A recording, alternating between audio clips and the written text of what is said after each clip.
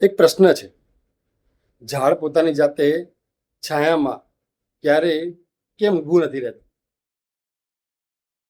જે લોકો સૌથી વધારે બીજાને સહારો આપે છે એ લોકો મુશ્કેલીના સમયમાં પોતે જાતે એકલા જ દુઃખ સહન કરતા હોય છે. કુદરતનો નિયમ છે, જ્યારે ઝાડ તડકો સહન કરે છે ત્યારે જ મુસાફર છાયાનો લાભ લઈ શકે છે.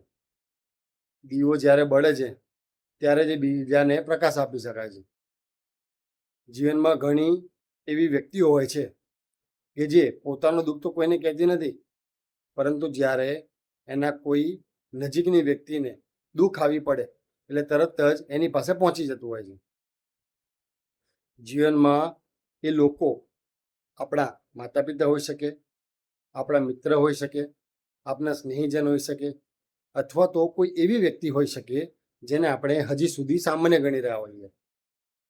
પણ એક વસ્તુ યાદ રાખજો, જે લોકો આવી મુશ્કેલીના સમયમાં આપણી પાસે ઊભા રહેતા હોય છે એ વ્યક્તિને ભૂલવામાં સૌથી ઓછો સમય લાગે છે.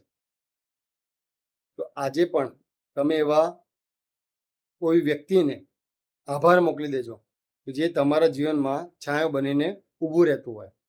આજનો આપણો દિવસ શુભ રહે. જય માતાજી, જય શ્રી કૃષ્ણ, જય અંબે, વંદે માતરમ, ભારત માતા કી જય.